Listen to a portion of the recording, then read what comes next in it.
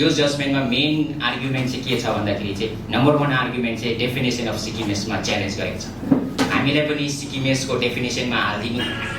उनीहरू चाहिँ नेपालबाट आएको र यो जुन चाहिँ यो सेक्सन 3 को क्राइटेरिया फुलफिल गरेर चाहिँ उनीहरूले त्यो क्राइटेरिया फुलफिल गरेर सिक्किम सब्जेक्ट लियो।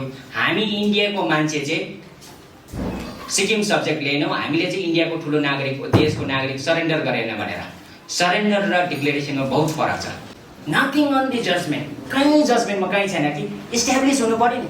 मैले आरोप लगाएर उसले चोर्यो भन्यो भने त it has to establish that from this fact and direct evidence हुनुपर्छ। डाइरेक्ट एभिडेन्स छैन भने इट इज सर्कमस्टेन्शियल एभिडेन्स लिएर चाहिँ it is establish fact that so and so reason. उनीहरूको आर्गुमेन्ट चाहिँ के छ भन्दाखेरि चाहिँ नेप्लिसहरूले चाहिँ सिक्किम सब्जेक्ट लियो। फरेन नेसनल नेप्लिसलाई भनेर चाहिँ नेप्लिसहरूले लियो, तर हामीले चाहिँ लिनु पाएन भनेर भन्नुपर्छ। अब नम्बर 1 कुरा चाहिँ के छ भने यो जजमेन्टमा चाहिँ नम्बर 1 कुरा चाहिँ सिक्किम सब्जेक्ट रेगुलेसन 1961 चाहिँ रङली इन्टरप्रेट गरेको छ। चाहिँ ट्याक्स एक्जम्पसनको चाहिँ के चाहिँ मनी लन्ड्रिङ, गिफ्ट ऱ्याकेट, जसरी यहाँको मान्छेले गिफ्ट दिएर उताको मान्छेले ट्याक्स एक्जम्पसन, त्यो गिफ्ट ऱ्याकेटको पुरा त्यो कारणले गर्दाखेरि चाहिँ अब चाहिँ के भन्यो भने चाहिँ आर्टिकल 371F चाहिँ के हो, नन स्ट्यान्डिङ क्लज हो। त्यसले चाहिँ अरू सबै अरू संविधानको अरू के अरे आर्टिकलहरूलाई चाहिँ ओभरराइड खिचेर जान सक्छ। हामीले चाहिँ के भने यो जजमेन्टमा चाहिँ के पाएको छैन भन्दाखेरि चाहिँ आर्टिकल 371F को कहीँ पनि चर्चा भएको छैन, कहीँ पनि लेखेको छैन। किनकि आर्टिकल 371F भित्र नपसिकन चाहिँ हाम्रो कानुन पनि बनाउनु पाउँदैन, जजमेन्ट पनि लेख्नु सक्दैन। तर यो जजमेन्टमा चाहिँ आर्टिकल 371F को कहीँ चर्चा भएको छैन। अनि हामीले चाहिँ मेन कुरा चाहिँ यो चर्चा गर्न आवश्यक छ। अब सर्वप्रथम त म पिछाडी विद्यार्थीहरूको लागि सोर्स अफ ल हैन, अब कानुन त एउटा सोर्स हुनु पर्यो। कहाँबाट कानुन बन्यो भने आज यो कानुन 1026/AAA को कुरा छ नि त, यसलाई च्यालेन्ज गरेको छ। कानुन कसरी बनिन्छ, कानुन कसरी भयो, कानुनको सोर्स हुन्छ। जसरी सोर्स कस्टमहरू भयो है, जसरी पहिलाको मोनार्की सिस्टममा the king is source of ल हैन, किङबाट सुरु हुन्थ्यो। किङले जे भन्यो त्यही कानुन बन्थ्यो है, कसैले च्यालेन्ज गर्न नपाउँथ्यो। तर डेमोक्रेटिक सेटअपमा चाहिँ के हुन्छ भने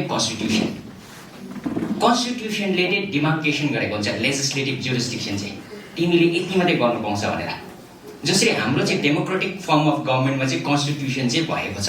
अनि त्यसरी नै हाम्रो फाउन्डिङ फादरहरूले चाहिँ त्यसमा इन्भिजन गरेको छ कि यस्तो खालको हुनुपर्छ भनेर। 1000 वर्ष चल्ने लागि चाहिँ त्यो लेखिसकेको छ हाम्रो संविधानमा।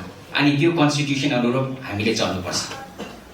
अनि त्यो चाहिँ एउटा सोर्स हो है। कन्स्टिट्युसनले चाहिँ पावर कन्फर गरेको छ स्टेट लेजिस्लेटिभ एसेम्ब्लीले लाई पावर चलाउनु दिएको छ, एउटा कानुन बनाउने, एउटा युनियन पार्लियामेन्टलाई। अनि कानुन बनाएपछि फर्स्ट टेस्ट हुन्छ है, वेदर द्याट ल इज कन्स्टिट्युसनली भ्यालिड भन्ने। म क्षमा माग्न चाहन्छु, यो म अलिकति टाइम लिन गइरहेको छु कानुनको, किनभने यो सेक्सन 10A मा हामी पुग्नुपर्छ पहिला चाहिँ। अनि टेस्ट चाहिँ कसरी हुन्छ भन्दाखेरि चाहिँ पहिला चाहिँ त्यसको त्यो लेजिस्लेटिभ जुरिस्डिक्सन चेक गर्छ कि त्यो कानुन सही छ कि छैन भनेर। फर इक्जाम्पल मैले बिहारको स्टेट एसेम्ब्लीले चाहिँ फरेन एफेयरको ल बनायो अरे, डिफेन्स रिलेटेड ल बनायो भने त त्यो हाम्रो कन्स्टिट्युसनमा 7th सेड्युलमा लेखेको छ नि, state list, component list, union list.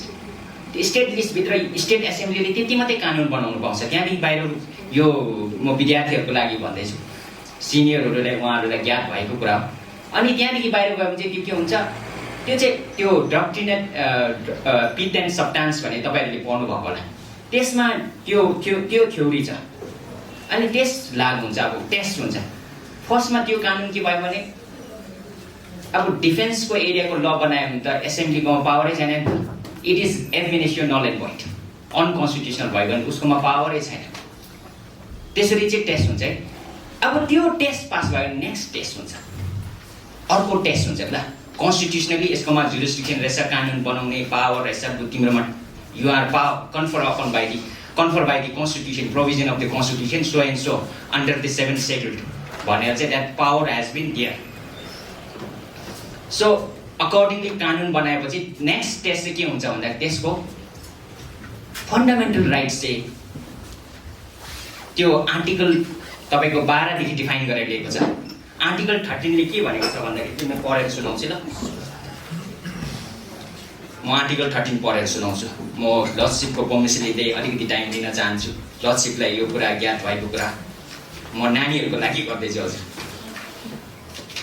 Article 13 ले के भन्छ म तपाईलाई पढेर सुनाउँछु नानीहरूको लागि विशेष गरी। अनि म त्यसरी नै ल inconsistency with or in derogations of the fundamental rights भनेको छ आर्टिकल।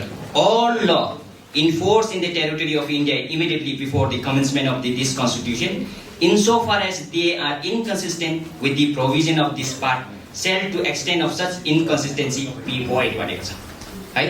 अनि के भन्दै state shall not make any law which take away or abridges the right conferred by this part भनेको this part भनेको चाहिँ जुन चाहिँ पार्ट 3 मा चाहिँ फन्डामेन्टल राइटहरु छ त्यो कानुन चाहिँ नल एन्ड भोइड हुन्छ एफिनिसियो भोइड हुन्छ भनेर भनेको छ यो आर्टिकल 13 ले। भनेपछि संविधानले भनेको छ कि पार्लिमेन्टले र स्टेट एसेम्ब्लीले तिमीहरूले चाहिँ कानुन बनाउनु पाउँदैन जुन चाहिँ पार्ट 14 चाहिँ पार्ट 3 को राइट चाहिँ हटाए भने चाहिँ।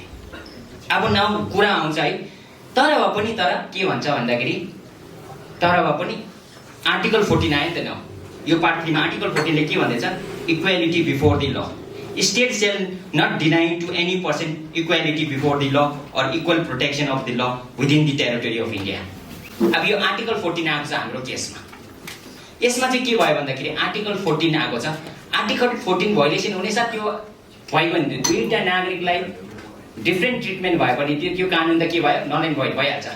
फर एक्जाम्पल मलाई चाहिँ हाम्रो सिनियर डिजिग्नेटेड काउन्सिललाई चाहिँ के अरे डिस्ट्रिक्ट कोर्टमा एपियर गर्नु पाउँछ मैले पाउँदैन भने त्यो नल एन्ड भोइड भयो भने त्यो कानुन फन्डामेन्टली। तर अरु प्रोभिजनले चाहिँ के भनेको छ भन्दाखेरि चाहिँ रिजनेबल क्लासिफिकेसन भयो भने चाहिँ त्यो चाहिँ पाउँछ भनेर भनेको छ। जसरी रिजनेबल क्लासिफिकेसनमा चाहिँ कानुन बनाउनु पाउँछ त्यो कानुन चाहिँ डिफरेन्ट ट्रिटमेन्ट छ अरे त्यो डिफरेन्ट ट्रिटमेन्टमा चाहिँ रिजनेबल क्लासिफिकेसन छ भने चाहिँ त्यो ट्रिटमेन्ट ल चाहिँ भ्यालिड हुन्छ भनेर चाहिँ सुप्रिम कोर्टको जजमेन्टले पनि भनेको छ प्रोभिजन अफ द कन्स्टिट्युसनले पनि भनेको छ। फर एक्जाम्पल भनेर ट्राइबललाई जब रिजर्भेसन दिन डिफरेन्ट ट्रिटमेन्ट भयो नि त एउटै नागरिकलाई जब रिजर्भेसन पायो जेनरलले पाएन त्यसको मतलब के भयो नि there is a reservation reasonable explanation भयो नि किनभने उनीहरूको इकोनोमिक कन्डिसन ठिक छैन उनीहरू ब्याकवर्ड छ त्यसै कारणले गर्दा उनीहरूले रिजर्भेसन दियो भनेर चाहिँ रिजनेबल क्लासिफिकेसन दिएको है। अब यही कुरा चाहिँ रिजनेबल क्लासिफिकेसनमा चाहिँ हामी इन्कम ट्याक्समा आउँछ है। अनि मैले भनिसकेको छु है अब रिजनेबल क्लासिफिकेसन अब हामी इन्कम ट्याक्स सिक्किममा एक्सटेन्सन भएको र रिजनेबल क्लासिफिकेसनको बारेमा म तपाईहरुलाई बताउन गइरहेको छु। अनि त्यस बाफत चाहिँ रिजनेबल क्लासिफिकेसनको बारेमा चाहिँ म तपाईहरुलाई बताउन गइरहेको छु। अलिकति त्योभन्दा अगाडि चाहिँ म सोर्स अफ के अरे किनभने चाहिँ हामीले चाहिँ किन भन्दा चाहिँ सोर्स अफ लमा चाहिँ अलिकति ब्रिफ गरिहाल्छु किनभने आर्टिकल 378 आउँछ कि। अब तपाईलाई एक्जाम्पल दिन्छु है हाम्रो आर्टिकल 371F बनेको चाहिँ 36 एमेन्डमेन्ट एक्टले बनेको है। त्योभन्दा अगाडि चाहिँ 35th एमेन्डमेन्ट एक्ट छ। 35th एमेन्डमेन्ट एक्टमा चाहिँ आर्टिकल 2A इन्सर्ट भएको छ। आर्टिकल 2 इन्सर्सन गर्ने चाहिँ के हो सोर्स त्यसको रुट चाहिँ के हो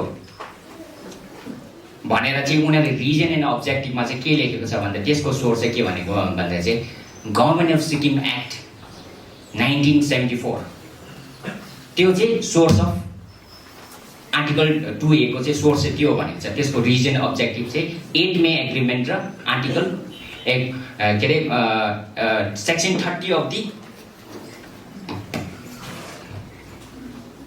जुनै ल बनाउँदा चाहिँ एउटा सोर्स हुनु चाहिँ जरुरी छ। मेन कुरा के छन् म समरी गर्न चाहन्छु है।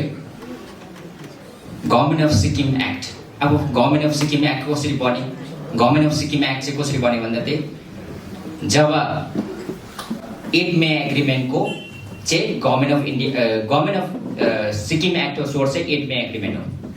रुट के हो, सोर्स के हो भन्दा चाहिँ गभर्मेन्ट अफ सिक्किम एक्टको चाहिँ 8 मे एग्रिमेन्ट हो। 8 मे एग्रिमेन्टलाई त्यो प्रोभिजनहरू छ, 8 मेको क्लजेसहरूलाई कम्प्लाई गर्नु लागि चाहिँ गभर्मेन्ट अफ सिक्किम एक्ट बनेको है। अब म त्यहाँ भित्र जान चाहदिनँ। अनि त्यसरी नै हामीले चाहिँ किन भन्दा यो जजमेन्टमा चाहिँ हामी किन जान्छौँ भन्दाखेरि चाहिँ यो एक्टहरू government of Sikkim act, 8 May एग्रिमेन्ट, 371F, आर्टिकल 2A चाहिँ भेरी भेरी इम्पोर्टेन्ट छ। किनभने जब जुनै कुरा सिक्किममा कानुनमा आउँदाखेरि चाहिँ यो कुरा भित्र पसेर मात्रै कानुन बनाउनु पाउँछ। नम्बर 1 कुरा भनिहालेँ नि, पहिला टेस्ट हुन्छ भने लेजिस्लेटिभ जुरिस्डिक्सन टेस्ट हुन्छ भने यदि यो चाहिँ के छ भने सिक्किमको चाहिँ स्पेसल ल, स्पेसल स्ट्याटस छ। सिक्किमको चाहिँ एज अ जेनरल कन्स्टिट्युसनमा जाँदैन। आर्टिकल 371F चाहिँ सोर्स हो। कसरी सोर्स हो भन्दाखेरि चाहिँ त्यो सोर्स आर्टिकल 371F अलिक ब्याक जानुपर्छ। आर्टिकल 3 मैले सोर्स भने लेजिस्लेटिभ सोर्स हुनुपर्छ। अगर त्यो सोर्स भएन भने चाहिँ त्यो कानुन ab initio void and null and void हुन्छ। भन्नुको तथ्य चाहिँ के हो भन्दाखेरि चाहिँ अब आर्टिकल 371F चाहिँ कसरी आयो भन्दाखेरि चाहिँ 36 amendment act by repealing the article 2A। Article 2A लाई रिपेल गरेर चाहिँ 36 एमेन्डमेन्टले चाहिँ त्यो आर्टिकल 371 इन्सर्सन गरेको। अनि त्यो चाहिँ के भन्दाखेरि टर्म एन्ड कन्डिसन हो। त्यो चाहिँ अब पहिला क्वेसन आउँछ नि, how this can be insert भन्दाखेरि चाहिँ आर्टिकल 2 ले चाहिँ पावर दिएको छ पार्लिमेन्टले यस्तो खालको टर्म एन्ड कन्डिसन गर्नु। यो चाहिँ आरसी पौडेलको जजमेन्टमा टेस्ट भएको छ। वेदर दि हामीले आरसी पौडेलको जजमेन्टमा चाहिँ के छ भन्दाखेरि चाहिँ पिटिसनरले चाहिँ आर्टिकल 371F लाई च्यालेन्ज गरेन। ओन्ली रिप्रेजेन्टेसन अफ पिपल एक्टमा चाहिँ 1980 मा चाहिँ एमेन्डमेन्ट हुँदाखेरि चाहिँ सर्टेन प्रोभिजनहरू इन्सर्सन गरेको थियो। त्यो प्रोभिजनलाई च्यालेन्ज गर्दा चाहिँ whether that provision is constitutionally valid or not भनेर चाहिँ क्वेसन आउँदाखेरि चाहिँ त्यसको कन्सिक्वेन्टमा चाहिँ त्यसलाई रिप्लाई गर्नु लागि चाहिँ आर्टिकल 371 पनि एफ पनि टेस्ट भयो।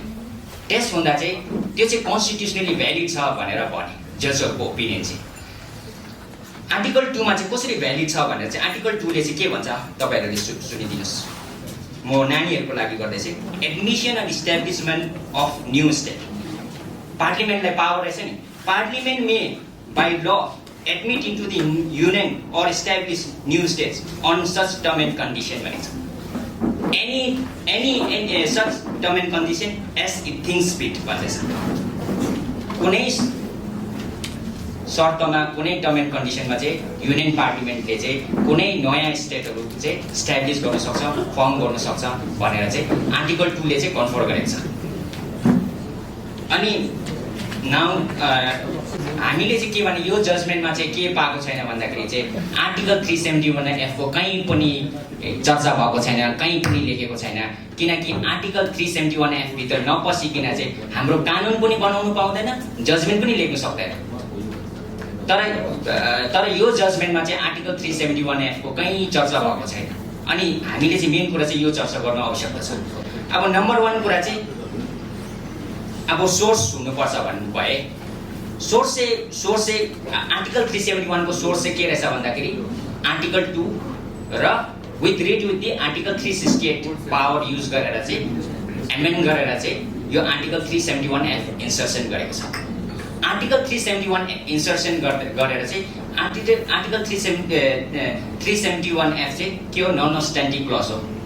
त्यसले चाहिँ सबै अरु संविधानको अरु के अरे आर्टिकलहरूलाई चाहिँ ओभरराइड खिचेर जानु सक्छ। नेपालीमा सिधा भाषामा बोल्नु पर्दा त्यो अरु आर्टिकल उडाएर जानु सक्छ। And now coming to the point, अब म आर्टिकल 371F मा जान्छु। यो जजमेन्टमा आउनु लागि चाहिँ इम्पोर्टेन्ट आर्टिकल 371F पढ्नै पर्छ मैले।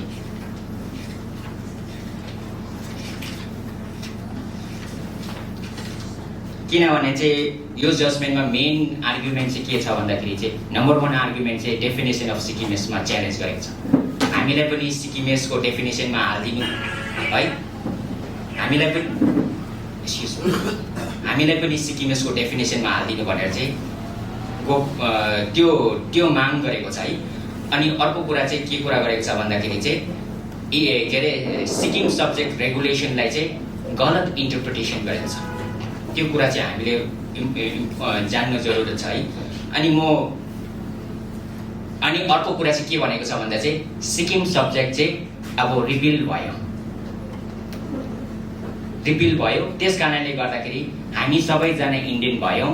त्यस कारणले यो क्लासिफिकेसन बनाएको छ, यो क्लासिफिकेसन चाहिँ इरोड भयो भनेर भनेको छ, मेटेर गयो भनेको छ यो जजमेन्टमा।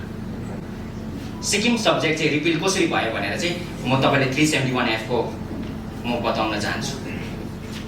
अनि हामीले यो केसलाई कसरी डिफेन्ड गर्ने भन्ने कुरा म बताउन चाहन्छु।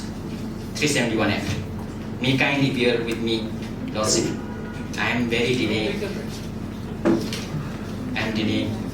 371 चाहिँ स्पेसल प्रोभिजन चाहिँ 371F मा चाहिँ प्रेसिडेन्टलाई पावर दिएको छ एलमा for the purpose of facilitating the application of the any laws है।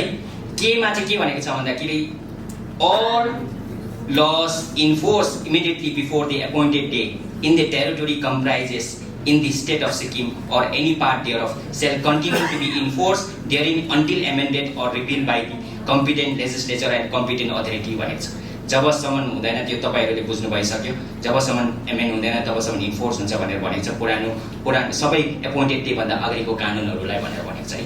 त्यो जसरी सिक्किम सब्जेक्ट रेगुलेसन भयो, जसरी तपाईको हाम्रो सिक्किमको इन्कम ट्याक्स म्यानुअल भयो 1948 भयो, जसरी हाम्रो कम्पनीज एक्ट भयो, यिनीहरु सबै कुरा चाहिँ प्रोटेक्सन हुन्छ भनेको छ। जति ल्यान्ड लहरु सबै प्रोटेक्सन हुन्छ है। तर अब अर्को कुरा चाहिँ के भन्दै छ, एलले फेरि के गरेको छ, पावर दिएको छ, special power to the president. अर्को कुरा चाहिँ के छ भन्दाखेरि जब एलले चाहिँ के पावर दिएको छ भन्दा for the purpose of facilitating the application of the any such law as referred to in clause K in relation to the administration of the state of Sikkim and for purpose of bringing the provision of any such law into the accord with the provision of this constitution, the president may within the 2 years from the appointed date by order make such adaptation and modification of the law, whether by way of repeal and amendment as may be necessary or expedient, and thereupon every such law shall have effect subject to the adaptation and modification so made. Any such adaptation or modification shall not be questioned in any court of law भनेर भनेको छ। अनि यो clause L गरेर चाहिँ Sikkim subject चाहिँ 1975 मा repeal गरेको छ and thereby extended the citizenship act 1975 मै हाम्रो चाहिँ त्यो चाहिँ एक्सटेन्ड गरेको छ। अनि यो कुरा चाहिँ हामीले बुझ्नु जरुरी छ। अनि जजमेन्टमा मेन कुराको आर्गुमेन्ट नै यो छ के हो, सिक्किम सब्जेक्ट पुग्यो भन्ने कुराहरु छ। यो कुरा आर्गुमेन्ट गरेको छ। अनि अर्को नेक्स्ट कुरा म आउँछ। अनि एल युज गरेर चाहिँ सिक्किम सब्जेक्ट कुराको छ। अनि त्यस कारणले गर्दाखेरि चाहिँ अब now coming to the income tax है। इन्कम ट्याक्सको कुराको हिस्ट्री आउँछ तपाईको। अब यो रिजनेबल क्लासिफिकेसनको कुराहरु आउँछ। इन्कम ट्याक्स को चाहिँ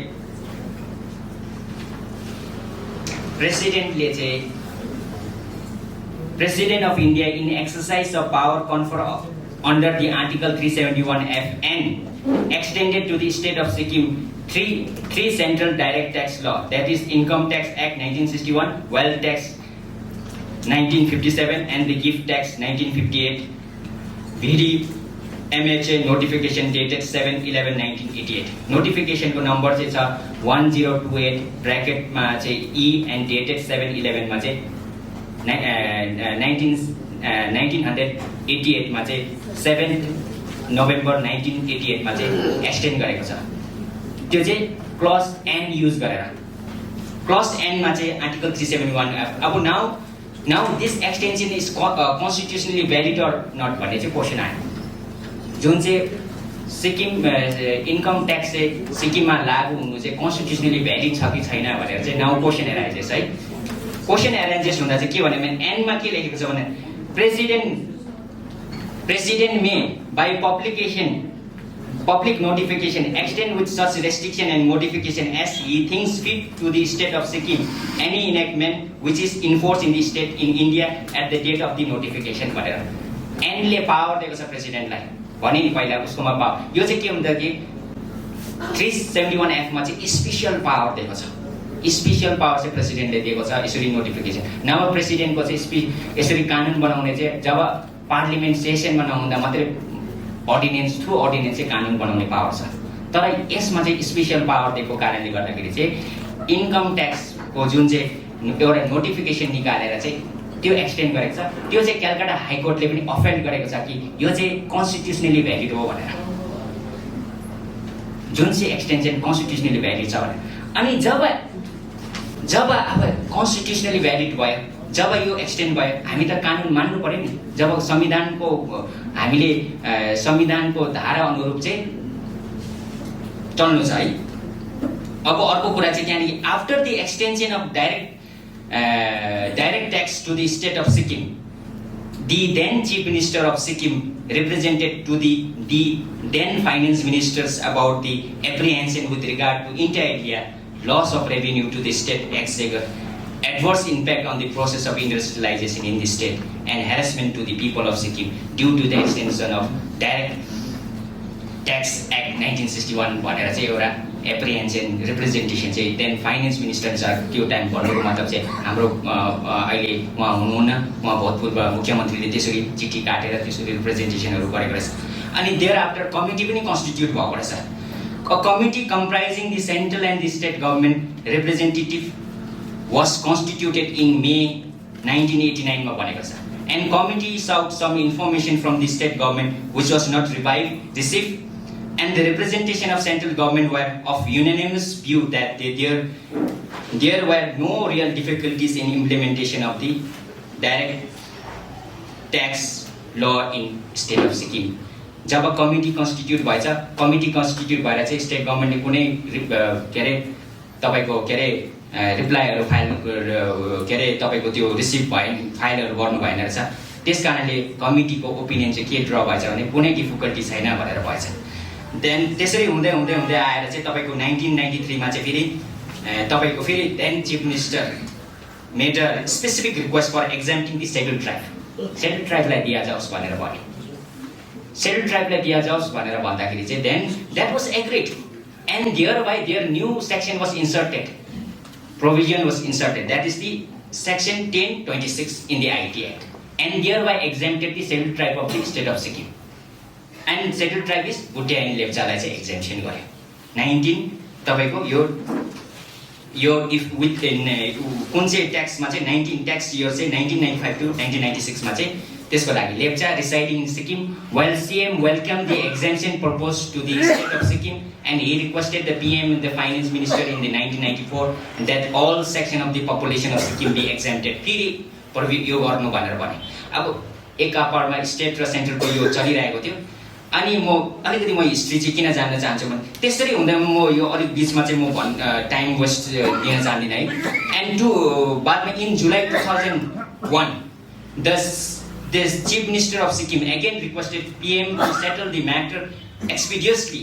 He stated that money laundering bill has been passed by the parliament. किनभने यो जुन चाहिँ ट्याक्स एक्जम्पसन को चाहिँ के चाहिँ मनी लान्ड्रिङ गिफ्ट र्याकेट जसरी यहाँको मान्छेले गिफ्ट दिएर उताको मान्छेले ट्याक्स एक्जम्पसन त्यो गिफ्ट र्याकेटको पुरा त्यो कारणले गर्दाखेरि चाहिँ अब चाहिँ के भन्यो भने चाहिँ now money laundering bill has been passed by the parliament which provides sufficient safeguard to the prevent of such activities which were the main reason for extending direct tax in the Sikkim and he suggested the following alternatives भनेर चाहिँ अल्टरनेटिभ्सहरु त्यसरी माग्यो भन्दा introduce a bill in the parliament repealing the section 26 of finance act 1989 and postponing the enforcement of the direct tax law in the state of Sikkim indefinitely and in alternative to the introduce a bill in the parliament exempting the Indians of Sikkimese origin now as identified by the Sikkim Citizenship Order 1975 which consists mainly of the three ethnic communities Bhutias, Lepchas and Nepali and from the purview of the said act while fixing the future date for making the direct tax भनेर चाहिँ यो खालको 2001 मा चाहिँ यो खालको चिठीहरु आयो है and then after the again त्यो चलि नै रह्यो अब म रेलेभेन्ट पार्ट चाहिँ जहाँ हामीले कसरी चाहिँ ट्याक्स एक्जाम्सन पायो त्यसमा चाहिँ हामी पुग्न जान्छौँ है। यो चाहिँ 2000 अब यो म डल्लै भन्यो भने त टाइम पुरा लाग्ने रहेछ। Chief secretary Sikkim along with the other official of Sikkim government made the following points. के पोइन्ट बनाएको छ? Prior to the its merger with the India and the Sikkimese society was not classified into the SC and ST. ST ST भनेर भनेको थिएन भनेर भनेछ एसेक्टा। And the only classification which exists in their society is that of the Indians of Sikkimese origin who voted in referendums in 1975 to merge with the India and the others. The numbers of such persons is 3.8 lakhs out of the total 5.5 lakh population. And the government of Sikkim wants this classification to be recognized. यो क्लासिफिकेसनलाई चाहिँ मानिदिया जाओस् भनेर भन्दैछ for the IT purpose and the maintain that any other classification would fracture their society. जुन चाहिँ ST र general मा चाहिँ क्लासिफिकेसन गऱ्यो भने द्याट फ्र्याक्चर दि सोसाइटी भनेर भनिन्छ। And that fracture the society there society and lead to the civil unrest. Obviously already RC पाउलको जजमेन्टले मान्छेलाई दुखाइरहेको थियो, घाउ भइरहेको थियो। And then agitation as this is a very emotive issue for the Sikkimese भनेर चाहिँ यो पोइन्टहरू बनाए। And the Sikkim has been an island of the peace and tranquillity in an otherwise. यो ग्राउन्डहरू बनाएर चाहिँ यो क्लासिफिकेसन चाहिँ सिक्किमेस ओरिजिनको बेसमा चाहिँ सिक्किम सब्जेक्टको आधारमा चाहिँ क्लासिफिकेसन भनेर त्यस कारणले गर्दाखेरि चाहिँ under this observation, under this submission of this state government, then the government of that day ले चाहिँ यो खालको सबमिसन गर्दाखेरि चाहिँ classification has been made. What is the reasonable classification चाहिँ के बनायो भन्दाखेरि चाहिँ Sikkim subject origin Sikkimese origin of Indian and the other general Indian भनेर चाहिँ यो खालको बनाएर चाहिँ इन्कम ट्याक्सको 1026 चाहिँ इन्सर्सन गरेर चाहिँ सिक्किमेसको डेफिनेसनहरू गरेको छ। अनि यो एक्टलाई चाहिँ अब म जजमेन्टमा आउँछु। यो एक्टमा चाहिँ जजमेन्टमा चाहिँ च्यालेन्ज चाहिँ के गरेको छ भन्दाखेरि चाहिँ यो जब पिटिसन फाइल भएपछि 2 बेन्चको जज कन्स्टिट्युट भयो, 2 बेन्चको है। जब पहिला चाहिँ एउटा ओल्ड च्याटरले फाइल गर्यो, त्यसको बादमा त्यो डटर अफ सोइल अरू के त्यो अरूले सबलाई फाइल गरेपछि यो केसलाई एउटै केस भनेर क्लब गरेर चाहिँ सँगै हेरिङ गराएर चाहिँ 2 बेन्चको जजमेन्टले जजमेन्ट दियो। उनीहरूको मेन इस्यु चाहिँ के छ भन्दाखेरि चाहिँ now issue of the case चाहिँ के छ भन्दाखेरि definition of Sikkimes in section 1026A to the extent to exclude the Indians who have settled in the Sikkim prior to the merger of Sikkim with India on 26/4/1975, and the provision insofar as to exclude from the exempted category of Sikkimese women who marries or non-Sikkimese after the 1/4/2008. यो दुईटा issue चाहिँ frame यो issue चाहिँ main issue frame भएको छ है definition of सिक्किमेसमा है। अर्को चाहिँ डटर्स अफ सिक्किमेसको लागि त्यो सिक्किमेस वुमनलाई तपाईँको त्यो 2008 भन्दा बिहा गरेर चाहिँ इन्कम ट्याक्समा इम्पोज गर्छ भने त्यो चाहिँ अब नम्बर 1 कुरा चाहिँ के छ भने यो जजमेन्टमा चाहिँ नम्बर 1 कुरा चाहिँ सिक्किम सब्जेक्ट रेगुलेसन 1961 चाहिँ रङली इन्टरप्रेट गरेको छ। हाउ नम्बर 1 चाहिँ इन्टेन्सन अफ मैले जब कानुन बन्दा चाहिँ इन्टेन्सन अफ लेजिस्लेचर चाहिँ इम्पोर्टेन्ट छ जान्नुपर्ने है। सिक्किम सब्जेक्टमा चाहिँ उनीहरूको चाहिँ कन्डिसन के छ भन्दाखेरि अब म सिक्किम सब्जेक्ट रेगुलेसन एक्ट म अलिकति तपाईँहरूलाई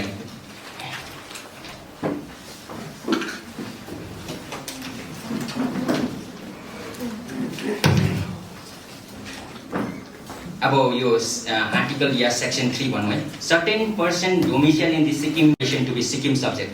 every person who has his domicile in the territory of Sikkim immediately before the commencement of this regulation shall be subject है।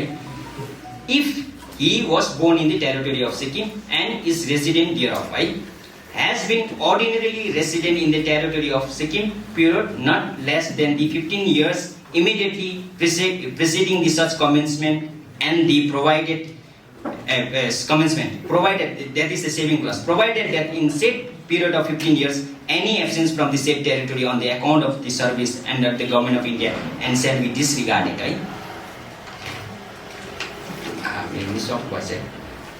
And provided that person shall not be Sikkim subject under this section unless he makes a declaration to the effect that he is not a citizen of any other country at the time of the inclusion of his name in the register of Sikkim subject to be maintained under this regulation. अब यहाँ के कुरा छ भन्दाखेरि चाहिँ उनीहरूको argument चाहिँ के छ भन्दाखेरि चाहिँ नेप्लिसहरूले चाहिँ सिक्किम सब्जेक्टले फरेन नेसनल नेप्लिसलाई भनेर चाहिँ नेप्लिसहरूले लियो तर हामीले चाहिँ लिनु पाएन भनेर भन्नुभयो। लिनु पाएन भनेर चाहिँ त्यो खालको यिनीहरूको सबमिसन चाहिँ त्यो प्रकारको थियो है। नम्बर 1 पोइन्ट चाहिँ सिक्किम सब्जेक्ट रेगुलेसन हुनुभन्दा अगाडि नेप्लिसहरू फरेन नेसनल कसरी हुन सक्दैन भन्दाखेरि नेपालको किङ र सिक्किमको राजाभित्र कुनै ट्रिटी थिएन। जब त्यो नेपालको मान्छे चाहिँ सिक्किममा आउनु पाउने र सिक्किमको मान्छे चाहिँ नेपालमा जानु पाउने अनि उनीहरूको सबमिसनको आधारमा चाहिँ हाम्रो स्टेटको पनि बटन छ। हामीले पनि आफ्नो हामी यो होइन भनेर स्टेटले पनि देखाउनु थियो तर हामी कुनै नेप्लिस सोसाइटीको एक्टिभिस्टले अर्गनाइजेसनले पनि to be implied and intervention petition file गर्न सक्थ्यो त्यो टाइममा तर हामीले गरेन। त्यो एउटा दुःखको कुरा हो। तर हामी कसरी चाहिँ हामी एउटा चाहिँ पिटिसनरको सबमिसन के छ भन्दा उनीहरू चाहिँ नेपालबाट आएको र यो जुन चाहिँ यो सेक्सन 3 को क्राइटेरिया फुलफिल गरेर चाहिँ उनीहरूले त्यो क्राइटेरिया फुलफिल गरेर सिक्किम सब्जेक्ट लियो। हामी इन्डियाको मान्छे चाहिँ सिक्किम सब्जेक्ट लिएनौँ। हामीले चाहिँ इन्डियाको ठुलो नागरिक देशको नागरिक सरेन्डर गरेन भनेर। सरेन्डर र डिक्लेरेसनमा बहुत फरक छ। जुनै कुरा चाहिँ पहिला यसमा चाहिँ के भनेको थियो भने ऊ चाहिँ कुनै देशको नागरिक हुनु हुँदैन अन्त मात्रै उसले चाहिँ यो क्राइटेरियामा पाउँछ भनेको छ। मिनिङ दिएर भए चाहिँ ऊ चाहिँ कम्प्लिटली कुनै देशको नागरिक हुनु भएन नि। सरेन्डर गरेर त उसले सरेन्डर गरेर पाउँछ भन्ने त त्यो होइन नि। That is the incorrect definition. अर्को कुरा चाहिँ के छ भने यो जुन चाहिँ सेक्सन 3 चाहिँ स्पेसिफिकली फर द इन्डियन ओरिजिनको लागि बनाएको थियो। नेप्लिसको लागि होइन, भोटियाको लागि होइन, लेप्चाको लागि होइन। किनभने लेप्चा भोटिया चाहिँ यहाँको माटोको मान्छे हो। उनीहरूलाई 15 वर्षको क्राइटेरिया जरुरत थिएन किनभने उनीहरू अलरेडी थिए नि त, नेपाली अलरेडी थिए नि त। अर्को कुरा चाहिँ के छ भन्दाखेरि नेपाली चाहिँ कसरी चाहिँ उनीहरूले चाहिँ कसरी विदेशी सिक्किम सब्जेक्ट भन्दा अगाडि ल्याउनुको लागि चाहिँ के चाहिँ उनीहरूकोमा चाहिँ एउटा पेपर्स हुनु। जब मान्छेले सबमिसन कोर्टमा गर्दाखेरि चाहिँ it is supported by the documents. Document चाहिँ के हुनुपर्छ, हो this people are the Nepali migrant, नेपालबाट पसेर आएको भनेर चाहिँ एउटा सपोर्टिभ डकुमेन्ट्स आयो। कोर्टमा त त्यो हुन्छ। तर त्यो कुन चाहिँ डकुमेन्ट्स फाइल गरेको छ भनेर चाहिँ यो पनि रिसर्चको विषय भएको छ। हामीले एकदम लिमिटेड टाइममा हामीले त्यो कतिवटा पेपरहरू लिनु पाएनौँ। उनीहरूले चाहिँ कसरी चाहिँ सबमिसन गरेको छ है त्यो कुन चाहिँ सपोर्टिभ। अर्को कुरा चाहिँ स्टेट गभर्मेन्टले चाहिँ यिनीहरू चाहिँ फरेन नेसनल थिएन भनेर स्टेटको पनि एउटा जिम्मेवारी थियो दुई पक्षबाट एउटा। तर as far as the now once petition file गर्ने छ तर maximum onus lies on the पिटिसनरले चाहिँ प्रुभ गर्नु पर्छ है। अन्त यो चाहिँ के भयो भन्दाखेरि यो खालको चाहिँ गलत सबमिसन आएको छ। म एउटा भित्र जजमेन्टको भित्र जान चाहन्छु। Kindly bear with me learned senior council and the म अर्को लेडी बेन्चको म के अरे जजमेन्टभित्रको चाहिँ सबमिसनमा म जान चाहन्छु भित्र है।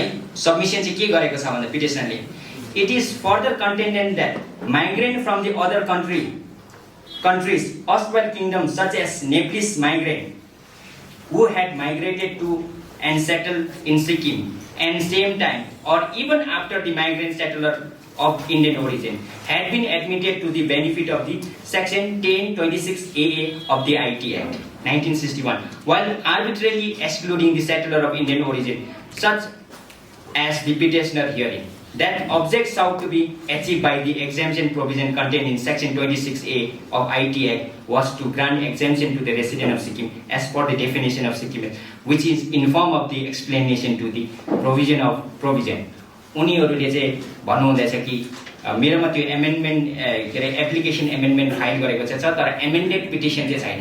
जुन चाहिँ एमेन्डमेन्ट एप्लिकेसन फाइल गरेको छ एकदम सिनोप्सिसमा मात्रै एमेन्डमेन्ट गरेको छ उनीहरूले मेन पिटिसनको भागहरूलाई चाहिँ एमेन्ड गरेको छैन पिटिसनको सिनोप्सिसमा एमेन्ड गर्दाखेरि त्यसको के फरक हुनेवाला छैन अनि उनीहरूले चाहिँ टेक्निकली गरेको छ तर अहिलेसम्म हामीले चाहिँ एकैचोटि बोल्नु मिल्दैन कि हामीले पहिले डकुमेन्ट्स आओस् हामीले चाहिँ अब हामी अहिले यहाँ उपस्थित हुनुभएका महानुभावहरूलाई म यो बिन्ती चढाउन चाहन्छु कि एमेन्डेड पिटिसन एउटा चाहिँ एमेन्डेड पिटिसन चाहिँ फाइल गरेको चाहिँ सार्वजनिक हुनु पर्यो पब्लिक डकुमेन्ट त्यसभित्र के लेखेको छ है उनीहरूले चाहिँ हामीले एमेन्ड गर्यो भनेर चाहिँ भाग्दैछ यो कुराबाट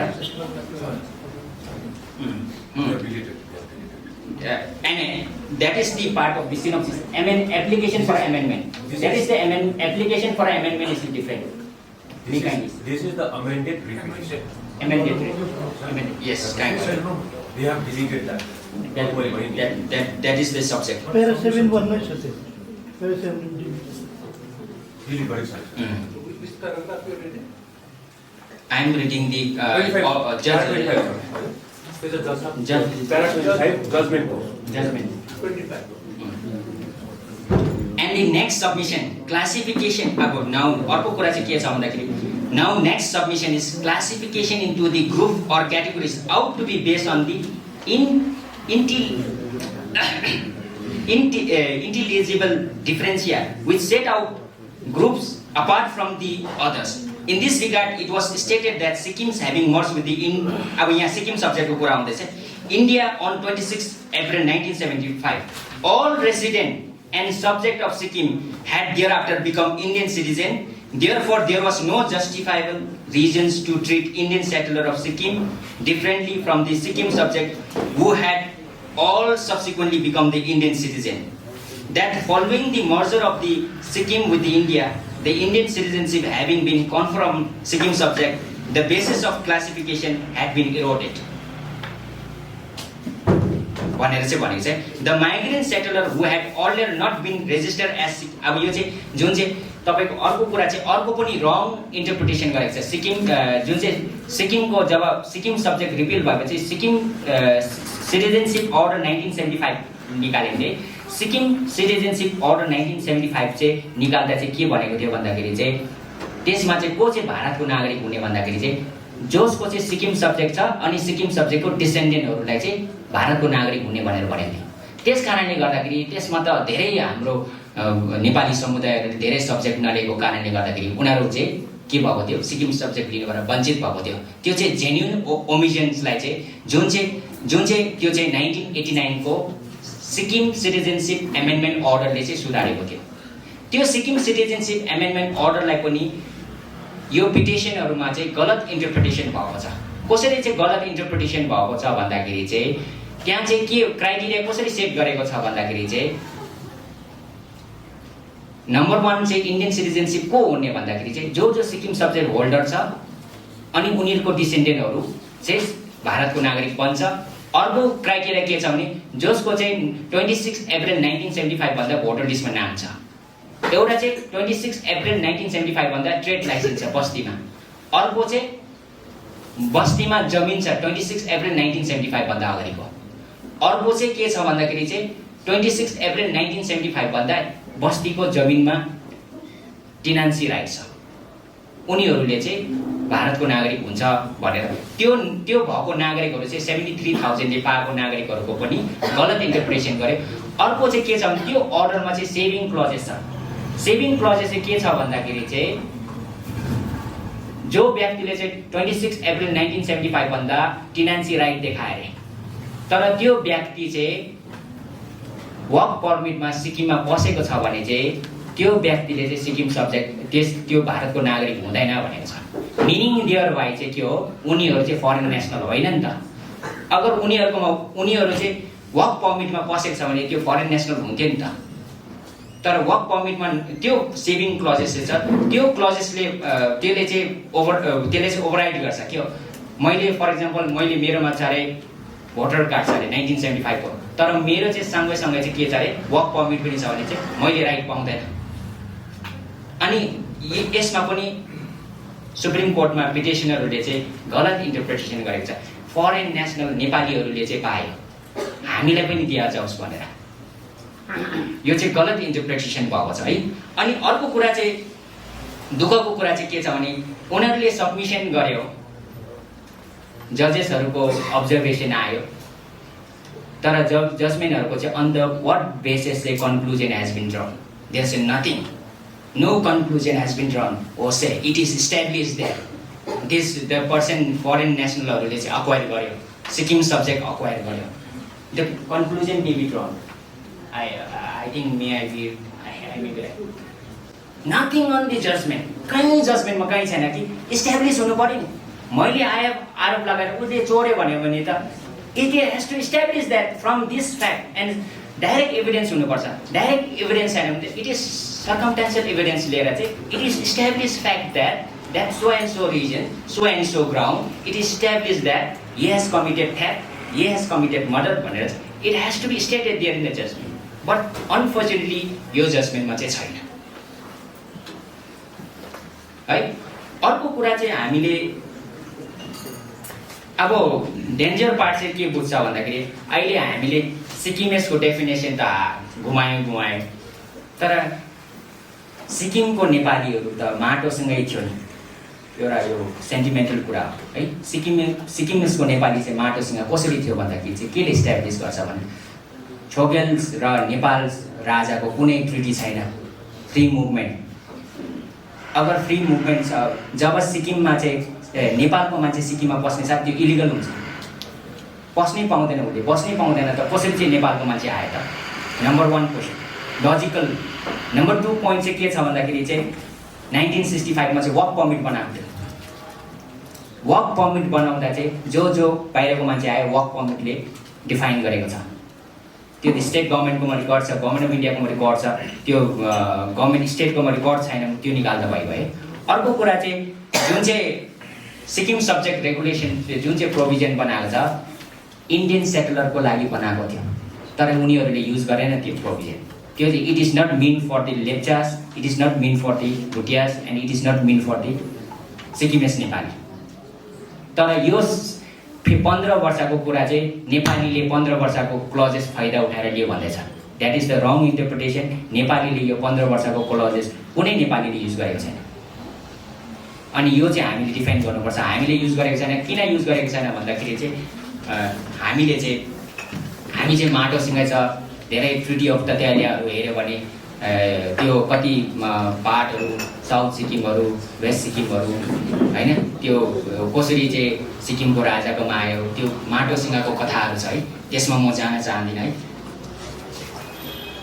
अब म जजमेन्टको यो जजमेन्ट चाहिँ के छ भने एउटा बेन्चको दुईटा जजले चाहिँ बेन्च कन्स्टिट्युट भएर चाहिँ दिएको, दुईटै जजको एउटा ओपिनियन एउटै मानिन्छ हामीले है। अनि म जुन चाहिँ हाम्रो जस्टिस एमआर शाहको म ओपिनियन चाहिँ म पढ्न चाहन्छु है। It is to be noted that the purpose of section 1026(AAA) is to grant exemption to the resident of Sikkim from payment of income tax under the Income Tax Act. Therefore, all such Indian citizens who have settled in Sikkim prior to the merger of Sikkim with India on 26/4/1975 are to be treated at par, and they form the same group and class and are entitled to exemption under section 1026(AAA) of the income tax. As such, किन चाहिँ classification चाहिँ किन भएन? Number 1 classification चाहिँ हुनुपर्छ भन्दै चाहिँ मैले भने कन्स्टिट्युसनमा ल बनेर पहिला चाहिँ टेस्ट हुन्छ। ल चाहिँ कसरी टेस्ट हुन्छ भन्दा पहिला लेजिस्लेटिभ जुरिस्डिक्सन छ कि छैन,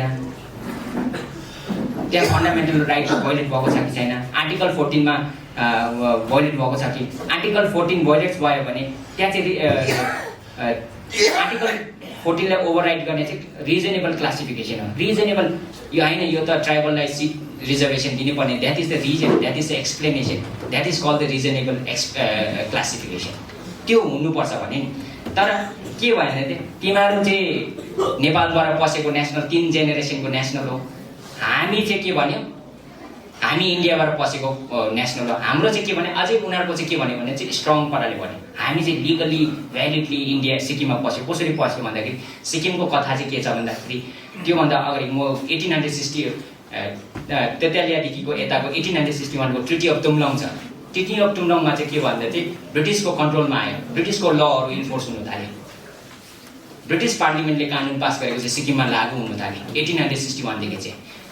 ब्रिटिसले ट्याक्स कलेक्ट गर्ने राइटहरू दिन थाल्यो, ब्रिटिसले के अरे रोडहरू बनाउने, ब्रिटिसको के अरे अन्डर द्याट ट्रिटी चाहिँ के भयो भन्दाखेरि ब्रिटिसको ट्रेड चाहिँ फ्रिली गर्नु पाउने, चाइनामा जानु पाउने त्यो प्रोभिजनहरू भने ब्रिटिस नेसनलहरू चाहिँ इन्डियामा सिक्किममा पस्नु पाउने प्रोभिजनहरू हाल्यो है। अनि हामी चाहिँ त्यसरी पसेको भनेर चाहिँ उनीहरूको त्यो एक्सप्लेनेसन पनि छ है। मे काइन्डली बियर विथ मी, मेरो त पुरा जम्बल फर्ममा भयो, I am very sorry.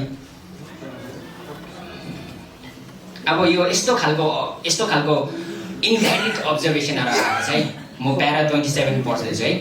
Legal and factual development prior to the introduction of IT Act 1961 in Sikkim could be encapsulated as the controversy in this case arising under the said Act. In 1948, the Sikkim Income Tax Manual 1948 was promulgated by the Sikkim ruler of this Sikkim Choge. Under the SITM, all persons engaged in business were subjected to tax irrespective of their origin. Therefore, there was no difference made out between the original inhabitant of Sikkim, namely Bhutia Lepcha, and person of foreign origin settled in Sikkim like the Nepalese. And 1948 मा त सिक्किमको मान्छे नेप्लिसहरू त आउने कुरै आउँदैन, किनभने त्यहाँ कुनै ट्रिटी छैन, ल छैन जसको माध्यमबाट है। अन्त अर्को कुरा चाहिँ दुःखको कुरा चाहिँ के छ भन्दा मैले सोर्स अफ ल को कुरा गरे। हाम्रो जजमेन्टमा चाहिँ आर्टिकल 371F को कुराहरू आएन, किनभने हाम्रो चाहिँ मेन कुरा चाहिँ के जान्छ भने कानुन बनाउँदा पनि आर्टिकल 371F ल्याउनु पर्छ, जजमेन्ट दिँदा पनि 371F आउनुपर्छ, त्यो चाहिँ आएन। जसरी म एक्जाम्पल दिन चाहन्छु, म कन्क्लुड गर्नु भन्दैछ 5 मिनट्स मात्रै म लिन चाहन्छु है, म त्यसबाट कन्क्लुड गर्नु। जसरी आरसी पल्टको जजमेन्टमा चाहिँ के भयो भन्दाखेरि चाहिँ अर्डिनेन्स आएर चाहिँ अब यो म टेक्निकल छ त्यो अझै त्यो लेभलमा म जान चाहदिनँ है। अर्डिनेन्स लिएर चाहिँ आरपी एक्टमा एमेन्डमेन्ट लियो है, आरके एमेन्डमेन्ट लेख्दा चाहिँ यो चाहिँ ब्ल्याक बिल हो भनेर आरसी पौडेलले च्यालेन्ज गर्नु भयो है, सर्टेन सेक्सनहरू इन्सर्सन गरे। अनि सेक्सन गर्दा सुप्रिम कोर्टको अब्जर्भेसन आयो कि this provision is constitutionally validly inserted भनेर भन्यो। वाइ भन्दाखेरि clause F of the article 371F ले पावर दिएको छ भनेर भन्यो। आर्टिकल 371 को F ले पावर दिएको छ अनि गरेको छ, यो सही हो भनेर भन्यो है। अर्को कुरा चाहिँ नाउ अनि त्यसरी नै हाम्रो चाहिँ किन आउनुपर्छ भन्दा रिजनेबल क्लासिफिकेसन आर्टिकल 371F किन आउनुपर्छ भने सिक्किममा धेरै अझै सिक्किमेस नेसनल भन्ने कुराहरू डेफिनेसन छ, ओल्ड लसले प्रोटेक्ट गरेको छ। त्यसबाट चाहिँ हामीले क्लासिफिकेसन गर्नुपर्छ। सिक्किमेस ओल्ड सेक्टरल र हामी सिक्किमेसमा चाहिँ क्लासिफिकेसन चाहिँ ओल्ड लसले आउँछ। आर्टिकल 371 को प्लस के ले चाहिँ हामीले डिफाइन गरेको छ है। डिफाइन गर्दाखेरि चाहिँ प्लस के ले चाहिँ के भन्दैछ भन्दा ओल्ड लस प्रोटेक्सन गरेको छ। जसरी ओल्ड लसमा चाहिँ हाम्रो इस्टाब्लिसमेन्ट के अरे रुल छ, त्यसमा चाहिँ के भनेको छ भन्दाखेरि चाहिँ सिक्किमेस नेसनललाई प्रेफरेन्स दिनु भनेको छ। त्यो मध्येबाट धेरै लहरूलाई इन्भोक गरेर चाहिँ हाम्रो लर्नेड एडभोकेट जेनरल स्टेट गभर्मेन्टले हैन अनि त्यसमा चाहिँ प्लिडिङ गर्न सक्नु भएन। अनि मैले त्यो अहिले म काउन्टर एफिडेभिटहरू पनि मैले लिएको थिएँ, म तपाईहरुलाई पढ्नु सकिनँ। अनि अब मेन कुरा चाहिँ के छ भन्दाखेरि यो जजमेन्टमा चाहिँ कुनै विदाउट फ्याक्ट विदाउट के अरे सपोर्टिभ डकुमेन्ट्स नेप्लिसहरूले चाहिँ wrong inference has been drawn that the Nepalese are foreign national भनेर, एन्ड दिस इज इनकरेक्ट। अनि रिभ्यूको कुरा चल्दैछ, यसमा म lordship and the other senior counsel may explain it.